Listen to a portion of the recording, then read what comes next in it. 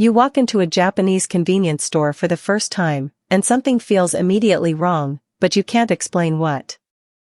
The shelves are too organized. The food smells too good. And there's a counter full of hot items you don't recognize, a payment terminal that seems to want 12 decisions from you, and a sandwich wrapped so precisely it looks engineered. Most first-time visitors laugh it off.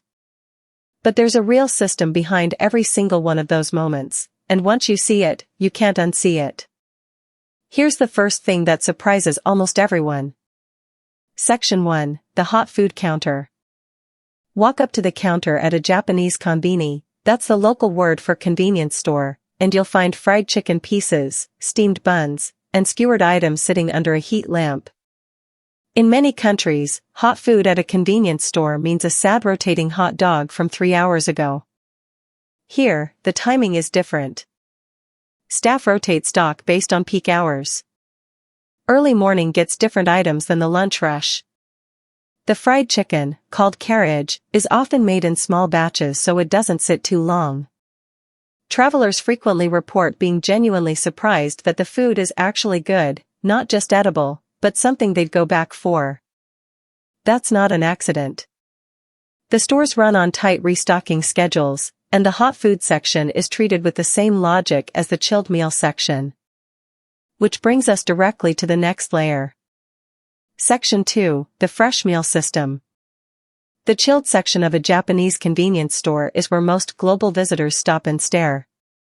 Onigiri, rice balls wrapped in seaweed, are arranged by flavor in a precise row. Sandwiches are stacked in identical angles. And the egg salad sandwich, in particular, has become something of an international talking point.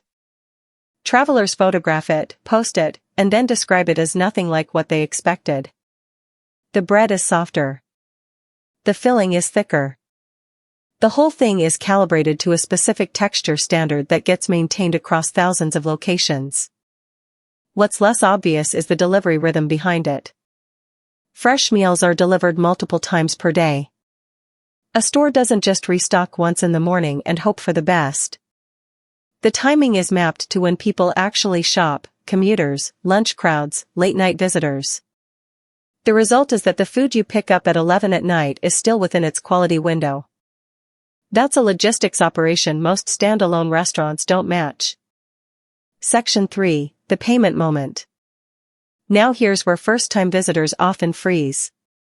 You bring your items to the register, and the staff member asks you something in Japanese. Then the terminal lights up with options. Do you have a points card? Will you be paying by IC card, credit, cash, or QR code? Do you want your items heated? Do you want a bag? In most countries, checkout is a 10-second transaction. Here, it's a brief ritual with actual decisions. The IC card system, used on trains and buses across Japan, works seamlessly at the register. Many regular customers don't touch cash at all. They tap, take their bag, and walk. For a first-time visitor, it feels overwhelming.